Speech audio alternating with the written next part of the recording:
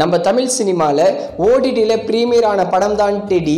இந்த படம் தமிழ்லேயே எதிர்பார்த்த அளவுக்கு போகலை. தெலுங்கில் ரீமேக் பண்ணி பட்டின்னு இந்த மாதம் தியேட்டர்ஸில் ரிலீஸ் பண்ணியிருந்தாங்க. ஆனால் இந்த படமும் தெலுங்கில் எதிர்பார்த்த அளவுக்கு போகலை. இன்னைக்கு நெட்ஃப்ளிக்ஸில் ப்ரீமியர் பண்ணியிருக்காங்க. இந்த பட்டி படம் எப்படி தான் இருக்குன்னு பார்க்கலாம். இந்த பட்டி படத்தோட ஒன்லைன் ஸ்டோரி என்னன்னா, இந்த படத்தோட ஹீரோவான அல்லு சிரீஷ் கிட்ட பட்டி ஒன்று வருது. இந்த பட்டி ஹீரோனோட ஆவின்னு தெரிய வருது. அதுக்கப்புறம் பட்டியும் ஹீரோவும் சேர்ந்து ஹீரோயினியை எப்படி தான் அஜ்மல் கிட்ட இருந்து காப்பாத்துறாங்கன்றது தான் இந்த பட்டி படத்தோட ஒன்லைன் ஸ்டோரியே.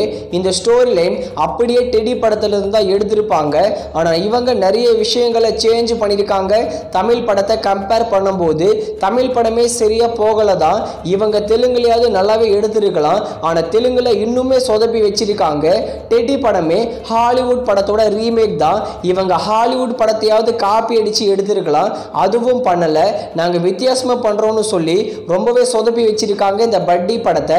பட்டி படத்தோட வில்லனா வர அஜ்மலோட பெர்ஃபார்மன்ஸ் நல்லா இருந்தது. ஹிப்ஹாப் பதியோட சாங்ஸ் மற்றும் பிஜிஎம் டீசெண்டா இருந்தது. ஹீரோக்கு சுத்தமா நடிப்பே வரல. எப்படி லெஜண்ட் சரவணா லெஜண்ட் படத்துல எல்லாத்துக்கும் ஒரே ரியாக்ஷன் கொடுத்தாரோ அதே மாதிரி தான் இந்த பட்டி படத்துல ஹீரோ அல்லு சிரீஷ் எல்லாத்துக்கும் ஒரே மாதிரியான ரியாக்ஷனை கொடுக்குறாரு. இவரோட பெர்ஃபார்மன்ஸ் ரொம்பவே மோசமா இருந்தது. ஃபைனலா இந்த பட்டி படத்தை பார்க்கலாமா, பார்க்க ஒருத்தான படமானு கேட்டிங்கன்னா நீங்கள் இந்த பட்டி படத்தை பார்க்கறதுக்கு டெடி படத்தையே இன்னொரு வாட்டி பார்த்துடலாம். ரொம்பவே மோசமான படம் தான் இந்த பட்டி.